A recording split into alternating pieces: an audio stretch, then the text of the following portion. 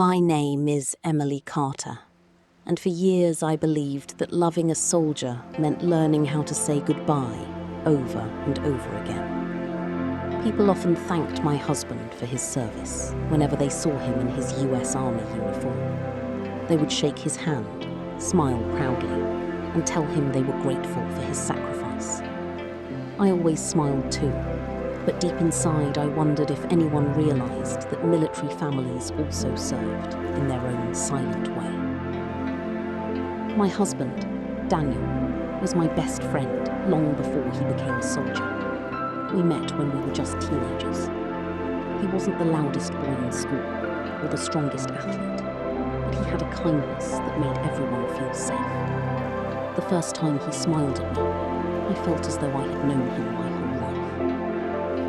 Years later, when he proposed under the old oak tree where we had shared our first picnic, I didn't hesitate for a second. "Emily," he whispered as he held the ring with trembling hands. "I can't promise an easy life, but I promise I'll spend every day loving you." I laughed through my tears. "I don't want easy. I just want you." Those words would echo in my heart for years. A few months after our wedding, Daniel enlisted in the US Army. Some people asked if I had tried to stop him. I never did. Serving his country had been his dream since he was a little boy. He admired the men and women who wore the uniform, and he wanted to make a difference. When he received his orders for his first overseas deployment, we sat quietly at our kitchen table long after dinner. Neither of us touched the food. Finally, he looked at me. "I'm scared," he admitted. I reached across the table and squeezed his hand. "So am I." For a long moment, neither of us spoke. Then he smiled. "Maybe being brave isn't about not being afraid." "What is it then?" I asked. "It's choosing to keep going, even when you're terrified." I nodded, trying to believe him. The weeks before deployment passed far too quickly. We tried to make every ordinary moment special. We watched old movies. We walked our dog through the neighborhood every evening. We danced in the kitchen while dinner burned on the stove. Sometimes we sat on the porch without saying a single word, simply enjoying each other's company. Looking back now, those quiet moments became the moments I treasured the most. The night before he left, a thunderstorm rolled across the sky. Rain tapped gently against our bedroom window. Neither of us could sleep. Daniel reached into his bedside drawer and pulled out a small notebook with a worn leather cover. "I've been writing something." "For me?" He nodded. "If anything ever happens, I want you to have it." I immediately shook my head. "No. Emily. No. You're coming home. I won't accept anything else." He wrapped his arms around me. "I hope you're right." His heartbeat was steady against my cheek, but I could feel his hands shaking. That frightened me more than anything. Before sunrise, the alarm sounded. The day I had dreaded had finally arrived. We drove to the military base in complete silence. Every traffic light seemed cruel. Every mile brought us closer to goodbye. Families gathered outside the buses. Children clung to their fathers. Parents hugged sons who tried desperately to hide their tears. Wives smiled through breaking hearts. I realised I wasn't alone. Every woman standing there wore the same invisible weight. When Daniel's unit was called, he turned to face me. He kissed my forehead. "I'll be home before you know it. You'd better." He laughed softly. "I love you. I love you more." He stepped back, then suddenly returned and hugged me one last time. "Promise me something," he whispered. "Anything. Don't stop living while I'm gone." I wanted to tell him that life without him didn't feel like living at all. Instead, I nodded. "I promise." As the bus doors closed, he pressed his hand against the window. I matched mine to the glass. The engine started. Slowly, the bus pulled away. I kept waving long after it disappeared from sight. Only when it was completely gone did I realise tears were streaming down my face. Driving home alone felt unbearable. His coffee mug was still beside the sink. His boots were by the front door. His favourite sweatshirt still hung on the bedroom chair. Everything in our home reminded me that someone was missing. That evening, I picked up my phone nearly 20 times before remembering I couldn't simply call him whenever I wanted. Military life had changed everything overnight. Days turned into weeks. Letters became treasures. Every message from him was read over and over until I could almost recite every word from memory. He never complained about the dangers. Instead, he wrote about the sunsets, the friendships within his unit, and how much he missed home. But sometimes, between the lines, I sensed the things he wasn't saying. I knew he was protecting me. One afternoon, I found myself standing in our garden, staring at the empty swing we had planned for our future children. I whispered into the wind, "Please bring him home." At that moment, I had no idea that our greatest test wasn't happening thousands of miles away. It was only just beginning. People think the hardest part of loving a soldier is watching them leave. They're wrong. The hardest part is everything that comes after. It's waking up and reaching across the bed, only to find an empty pillow. It's cooking dinner for one. It's hearing a car pull into the driveway, and for just a second, believing he's finally home. Every morning, I made Daniel's side of the bed, even though no one slept there. I watered the flowers he had planted before leaving, and walked our dog through the same neighbourhood, where we used to laugh about growing old together. Those little routines made me feel close to him. The army had prepared him for deployment. No one had prepared me for the waiting. Every few days, if I was lucky, an email would appear in my inbox. Hey beautiful, I'm okay. Don't worry about me. The food isn't great, and everyone here misses home. I keep thinking about your homemade lasagna. Tell Max I miss our walks. Love you always. Daniel. I read those messages again and again until I knew every word by heart.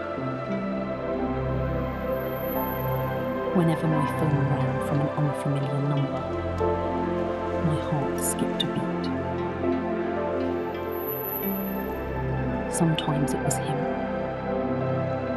Most of the time, it wasn't. One rainy afternoon, I visited Daniel's parents. His mother hugged me tightly before I even stepped inside. Any news? She asked. An email yesterday, I replied with a smile. He said he's doing well. She smiled too. But I could see the worry in her eyes. We were all pretending to be stronger than we felt. That evening, I joined a support group for military spouses at the local community centre. I almost turned around and went home. Instead, I walked through the door. Around a dozen women sat in a circle. Some were older. Some had babies sleeping in their arms. Others looked barely out of college. Despite our differences, we all shared one thing. Someone we loved was serving far from home. A woman named Sarah introduced herself first. My husband has been deployed 4 times. Another woman quietly admitted she hadn't heard from her husband in nearly 3 weeks. No one judged. No one offered empty promises. We simply understood each other. For the first time since Daniel had left, I didn't feel completely alone. Weeks passed. Autumn slowly replaced summer. Leaves covered our front garden. Then one evening, my phone rang. It was Daniel. His voice sounded tired. Emily, I've missed you so much. I've missed you too. For a few minutes, we talked about ordinary things. The weather, our dog, his parents, the football game we'd planned to watch together before he left. Then his voice grew quiet. I can't tell you much about where we are. I know. But I need you to know something. What is it? No matter what happens. I interrupted him immediately. Don't. I just need you to hear me. No. I love you more than anything. Tears filled my eyes. I love you too. So come home. Tell me yourself. I laughed softly. I'll do my best. Those words stayed with me long after the call ended. I'll do my best. Not, I'll definitely come home. Not, everything is fine. Just, I'll do my best. A week later, we were shopping for groceries when 2 army officers walked into the supermarket.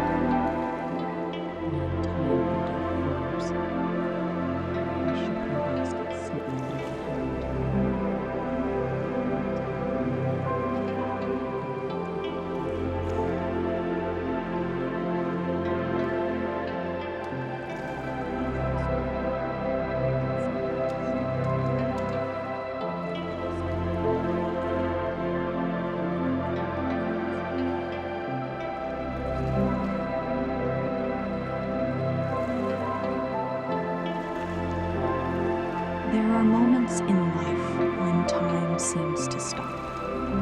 For me, that moment came on a cold January afternoon. I had just finished folding laundry when I heard a knock at the front door. It wasn't loud, just 3 calm, measured knocks. But something deep inside me knew. My hands began to tremble before I even reached the door. When I looked through the window, 2 people in army dress uniforms were standing on my porch. The world around me became strangely quiet. I opened the door, unable to speak. "Mrs. Emily Carter?" one of them asked gently. I nodded. "May we come in?" Every military spouse knows what those words can mean. My knees felt weak as I stepped aside. They sat across from me in the living room, their expressions kind but serious. For several seconds, no one spoke. Then the officer took a slow breath. "Mrs. Carter, your husband, Sergeant Daniel Carter, was injured during an operation overseas." The word injured echoed in my mind. Not killed, injured. I held on to that single word as though it were a lifeline. "Is he alive?" I whispered. "Yes." I closed my eyes and burst into tears. "He is receiving medical treatment," the officer continued. "At this time, we have very limited information, but he is alive. Alive." That was all I needed to hear. After they left, the silence inside the house felt overwhelming. I walked into our bedroom and sat on Daniel's side of the bed. His pillow still carried the faint scent of his aftershave. I wrapped my arms around it and cried until I had no tears left. The next few days passed in a blur. Every ring of the phone made my heart race. Every email notification sent a wave of hope through me. Friends from the military spouses group brought meals, flowers, and quiet companionship. No one tried to tell me everything would be fine. They knew better. Instead, they simply stayed.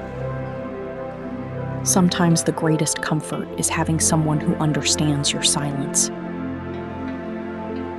4 days later, my phone rang just after sunrise. It was an unfamiliar international number. My hands shook so badly I nearly dropped the phone.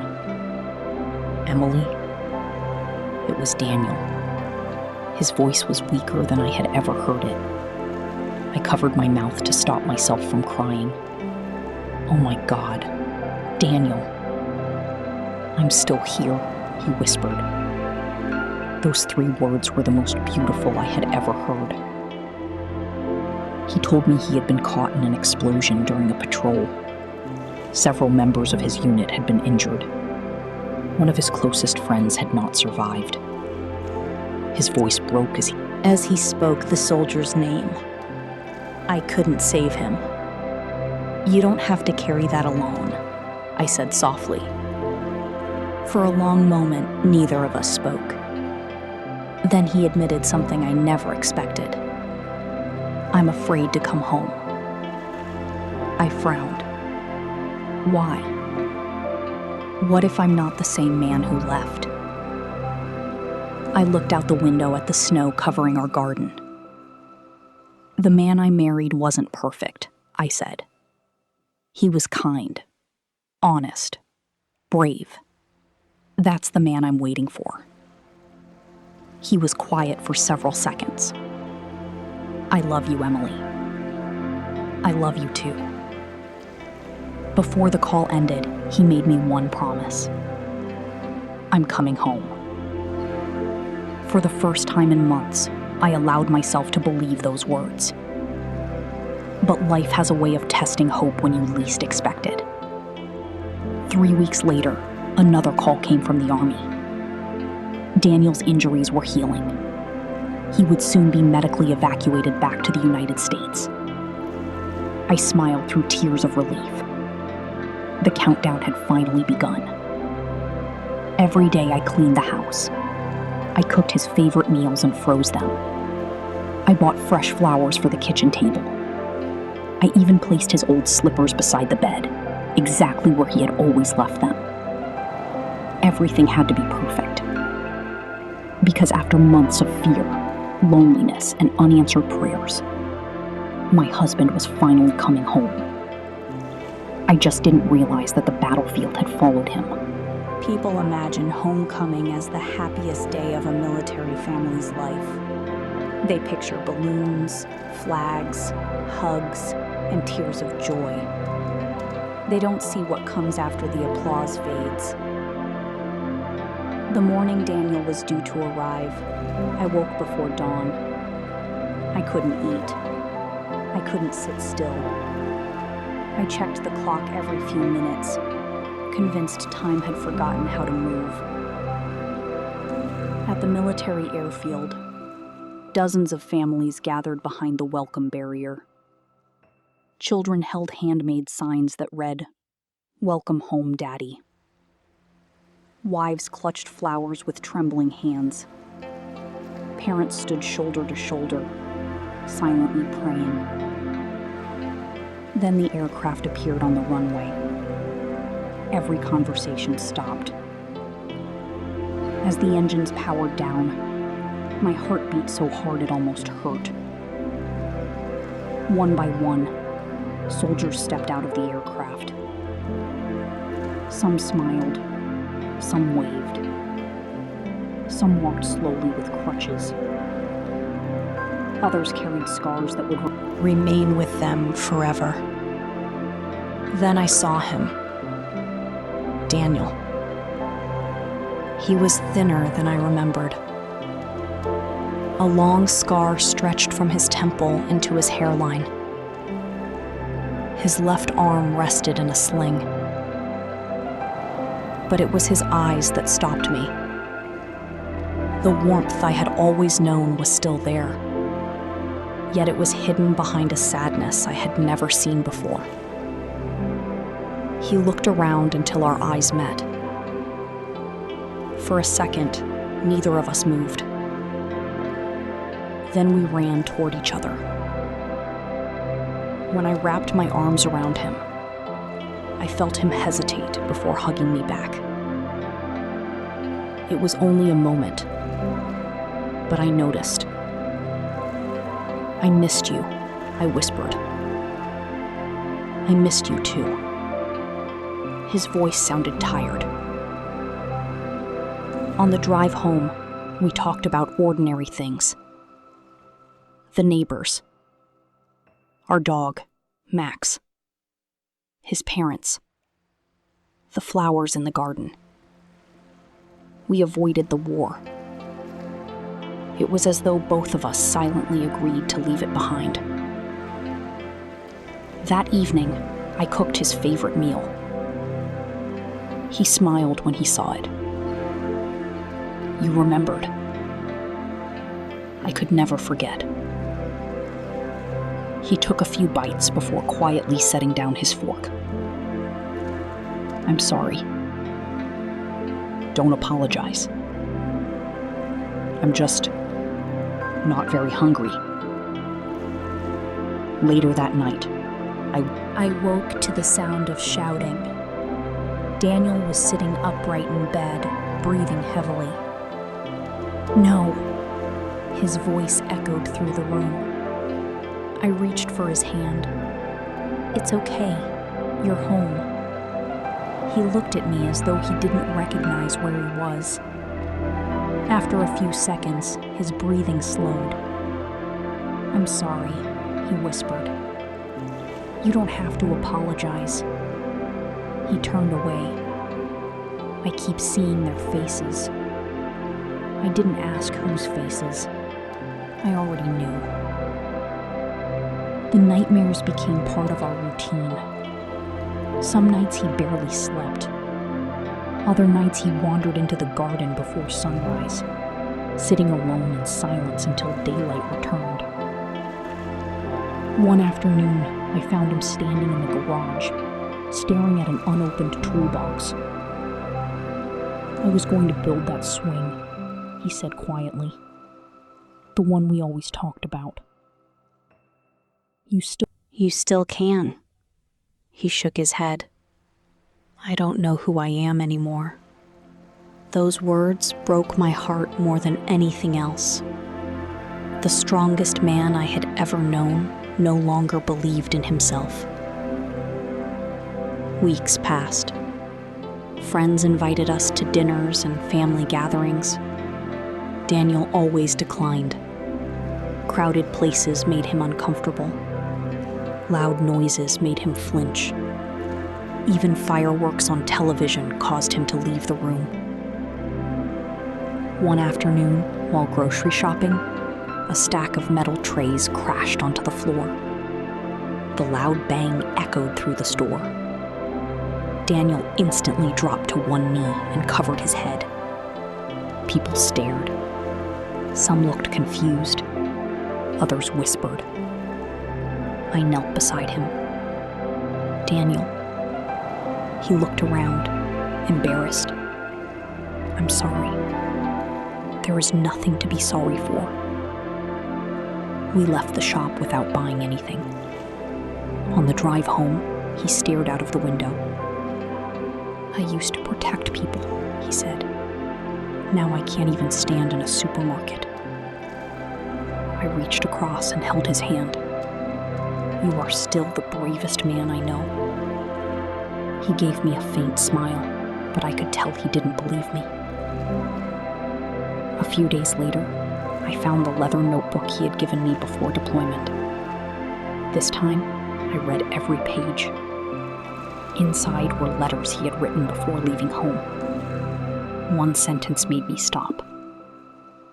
"If I return carrying invisible wounds, please remind me that I am more than the worst day of my life." I closed the notebook and cried. For months, I had been waiting for my husband to come home. I hadn't realized that part of him was still Trapped on that battlefield, thousands of miles away. That evening, I sat beside him on the porch as the sun disappeared beyond the trees. "I read your notebook," I admitted. He nodded without speaking. "You wrote that if you came home with invisible wounds, I should remind you who you are." A tear rolled down his cheek. "I don't know if I can find that man again." I took both of his hands in mine. "You don't have to find him alone." For the first time since his return, he leaned against my shoulder. We sat there in silence as the stars filled the sky. Neither of us knew how long healing would take. But for the first time, we stopped pretending everything was fine. And somehow, telling the truth became the first step toward hope. There is something about silence that changes after war. Before Daniel's deployment, silence felt peaceful. After he came home, silence carried memories neither of us knew how to escape. The weeks passed slowly. Some mornings, Daniel seemed almost like the man I had married. He would smile at Max, drink coffee on the porch, and joke about my terrible pancakes. Then, without warning, something would change. A helicopter passing overhead. A loud bang from a construction site.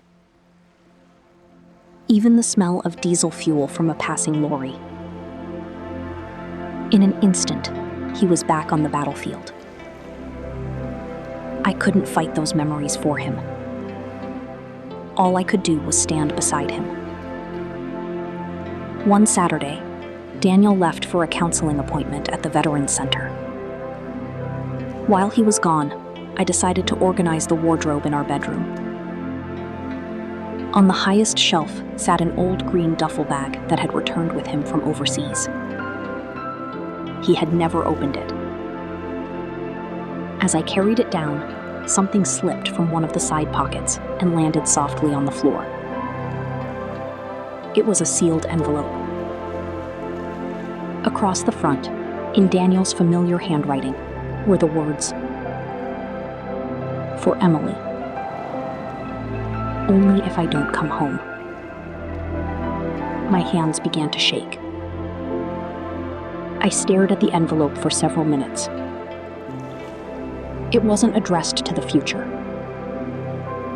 It belonged to the past, a future that thankfully had never happened. Part of me wanted to put it back without reading it. Another part wondered why he had kept it. After a long moment, I slowly opened the envelope. Inside was a folded letter. The paper was stained and slightly worn, as though it had traveled thousands of miles. The first line brought tears to my eyes. "My beautiful Emily. If you're reading This, then, life didn't give us the ending we dreamed about. Please don't spend your life asking why.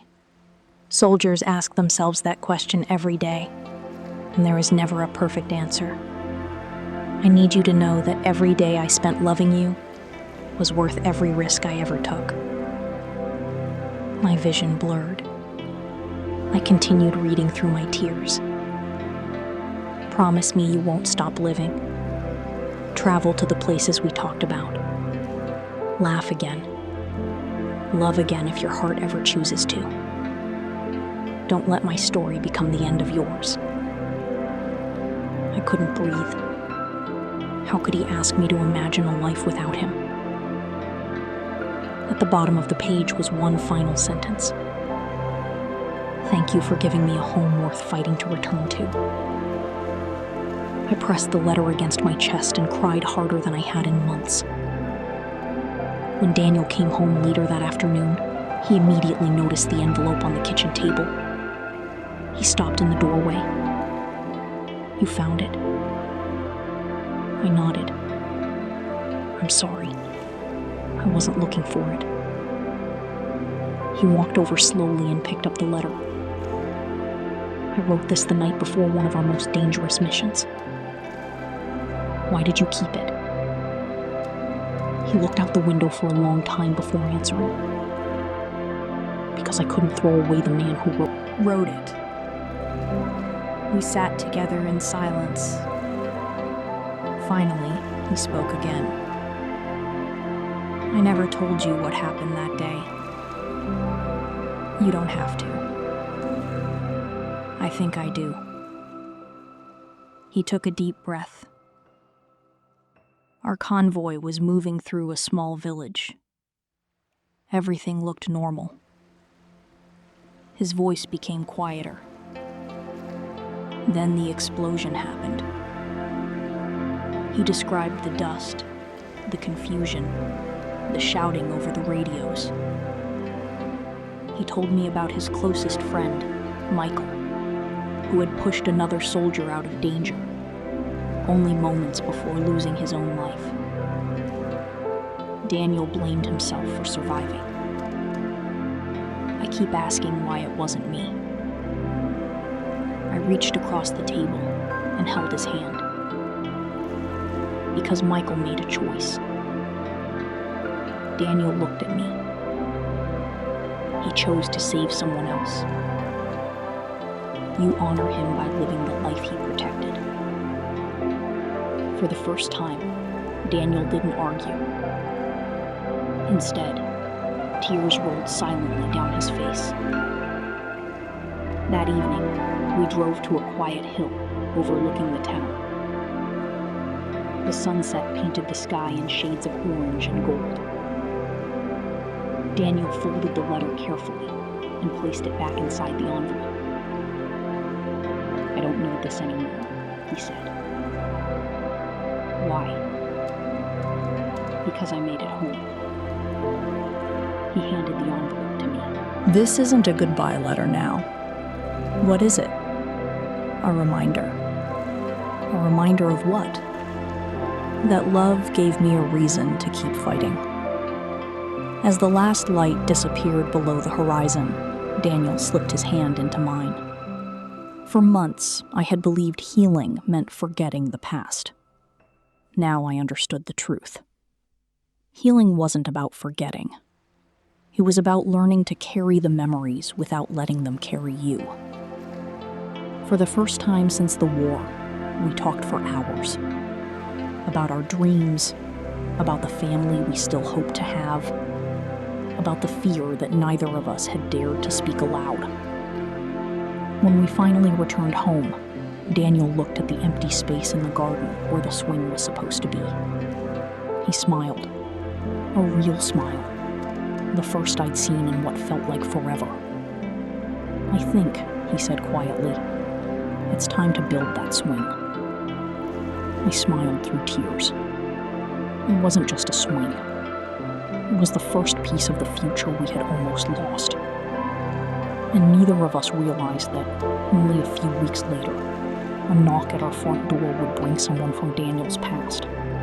Someone carrying a message that would change our lives forever. Some people enter your life for only a few minutes, yet they leave a mark that lasts forever.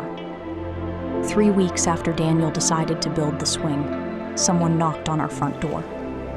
When I opened it, a young man in civilian clothes stood there, holding a small cardboard box. He looked nervous. "Is Sergeant Daniel Carter here?" Before I could answer, Daniel stepped into the hallway. The moment he saw the stranger, he froze. His face turned pale. "Ryan?" he whispered. The young man's eyes filled with tears. "It's been a long time, Sergeant." Daniel didn't move. Finally, he walked forward and embraced him. Neither of them spoke. I had never seen Daniel cry like that. After we sat down in the living room, Ryan explained who he was. He was the young soldier Michael had pushed out of the way during the explosion. The same explosion that had haunted Daniel every night since returning home. "I've wanted to visit for months," Ryan said quietly.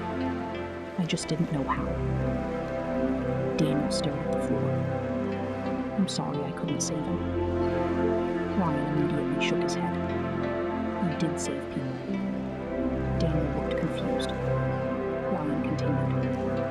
"After the blast, you were badly injured yourself. You kept pulling soldiers to safety. You refused medical treatment until everyone else had been evacuated." Daniel frowned. "I don't remember. The doctors said you probably wouldn't." Ryan placed the cardboard box on the table. "Michael's parents asked me to give this to you." Inside the box were photographs, letters, a military challenge coin, and one sealed envelope. Written across the front were the words, "For Daniel." Daniel slowly opened it. Inside was a handwritten letter from Michael. It had been written before the deployment. "Brother," it began, "if you're reading this, then one of us didn't make it home." Daniel's hands trembled. "I already know what you'll do. You'll blame yourself. You'll replay every second. You'll wonder why you survived. Don't." Tears rolled down Daniel's face. "If I have to choose between my life and saving another soldier, I already know my answer. That's what we promised each other when we put on this uniform. Don't waste your second chance wishing we'd traded places. Live enough for both of us." The room was completely silent. Daniel could barely continue reading. "Go home to Emily. Build the family you've always dreamed about. Laugh again. Tell terrible jokes. Grow old. That's how you'll honor me." When Daniel reached the final, he couldn't speak anymore. He folded the letter and held it against his heart. For nearly a year, he had carried a burden that had never truly belonged to him. That afternoon, Ryan stayed for hours. He told us stories from the deployment that Daniel had forgotten. Stories of courage. Stories of kindness. Stories of Daniel sharing his food with local children. Stories of him risking his own life to rescue wounded teammates. None of those stories matched the broken image Daniel carried of himself. For the first time, he began to see himself through someone else's eyes. When Ryan finally left, the house felt different, lighter. That evening, Daniel walked into the garden carrying the wooden boards for the swing. "Ready?" he asked. I smiled. I've been ready for years. We spent the entire weekend building it together. It wasn't perfect. The boards didn't line up exactly. The paint dried unevenly. Daniel accidentally hit his thumb with the hammer twice. We laughed harder than we had in months. When the swing was finally finished, we stood back to admire it. "It'll do," Daniel said with a grin. "It'll do beautifully," I replied. A few days later, Daniel returned to the Veterans Center. This time, not as someone seeking help, as someone offering it. He began volunteering, speaking with newly returned soldiers who believed no one could understand what they were feeling. Whenever one of them said, "I'm broken," Daniel always answered the same way. "No, you're wounded. There's a difference, and wounds can heal." Watching him help others reminded me of the man I had fallen in love with all those years ago. He had never disappeared. He had simply been buried beneath pain. One evening, as we sat together on the porch watching the sunset, Daniel reached for my hand. "Thank you." "For what?" "For refusing to give up on me." I smiled through tears. "I made you a promise the day you left." "What promise?" "That I'd keep choosing us." He squeezed my hand. "And I promise I'll spend the rest of my life choosing you." For the first time since the war began, I believed our future was no longer defined by what had happened overseas. It would be defined by what we chose to build together. And just when I thought our story had finally found peace, life surprised us with one final miracle. A miracle that neither of us had dared to imagine. People often ask me if life ever returned to normal after the war. The truth is, no. It became something different, and in many ways, something even more beautiful. The scars never disappeared. Daniel still had nights when sleep escaped him. Some anniversaries brought back painful memories. Some sounds still made him pause. But those moments no longer controlled our lives. Instead of pretending the pain didn't exist, we learned to face it together. Every morning, we sat on the porch with 2 cups of coffee. We talked. Sometimes about our plans. Sometimes about nothing at all. Those quiet mornings became our favorite part of the day. Months passed. The swing we had built together became the heart of our garden. Children from the neighborhood often asked if they could play on it. Daniel never said no. Watching them laugh always brought a smile to his face. One spring morning, I found myself standing in the bathroom, staring at a small white stick in my hand. I looked at it once, then again, then a third time. My hands began to shake. 2 pink lines. I was pregnant. For several minutes, I simply cried. Not because I was afraid, but because after everything we had endured, life was giving us a new beginning. That evening, Daniel came home from the Veterans Center. He immediately noticed something different. "You've been crying." I smiled. Happy tears. I handed him a small gift box. He looked puzzled. Inside was a tiny pair of baby shoes. For a moment, he didn't understand. Then his eyes widened. He looked at me. "Emily." I nodded, unable to speak. He wrapped his arms around me and held me tighter than ever before. Neither of us cared that we were both crying. Months later, our daughter was born. We named her Grace, because Grace was exactly what had carried us through the darkest days of our lives. The first time Daniel held her, he whispered something only she could hear. Later, I asked him what he had said. He smiled. I told her that no matter what happens in life, she'll never have to face it alone. As Grace grew, the house filled with laughter again. Tiny footsteps echoed through the hallway. Crayons appeared on walls. Stuffed animals took over the living room. The silence that had once haunted our home disappeared.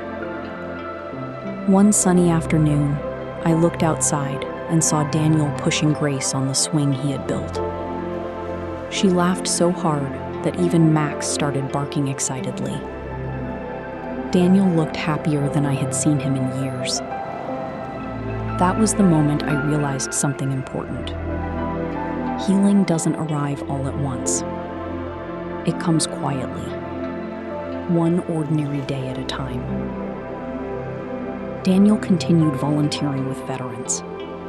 Eventually, he began speaking publicly about invisible wounds.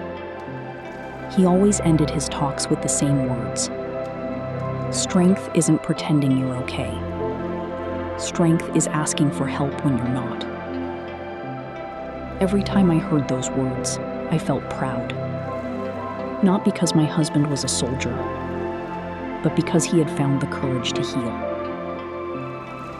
Years later, Ryan visited us again. This time, he brought his wife and little son. As our children played together in the garden, Ryan smiled at Daniel. Michael would have loved this. Daniel looked toward the sky.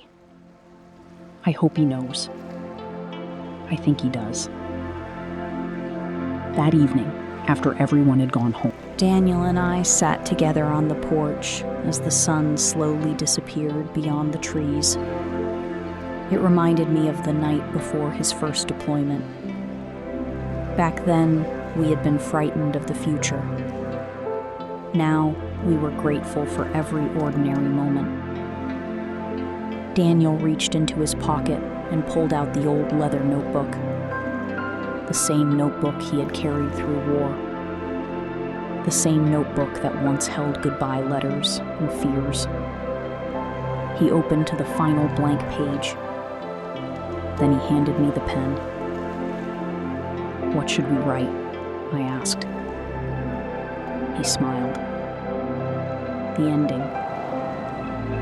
Together we wrote. We learned that love is stronger than distance. Hope is stronger than fear. And home is not simply the place where someone returns. Home is the heart that keeps waiting, keeps believing, and keeps loving, no matter how long the journey. Daniel closed the notebook and placed it on the table. "We won't need any more goodbye letters," he said softly. I rested my head on his shoulder. "No, we've earned our happily ever after."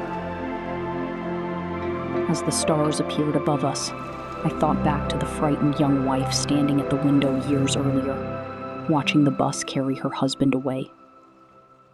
She believed love meant learning how to say goodbye. She was wrong. Love wasn't about goodbye. Love was choosing each other every single day, even after the hardest battles. If my story has taught me anything, it's this. The greatest heroes aren't only those who wear a uniform. They're also the people who wait, who hope, who forgive, who stay, and who keep loving when life becomes unbearably difficult. War changed our lives forever, but it never defeated our family. Because in the end, the strongest promise we ever made wasn't spoken at our wedding or before deployment. It was the promise we kept every day after. No matter what tomorrow brings, We will face it together.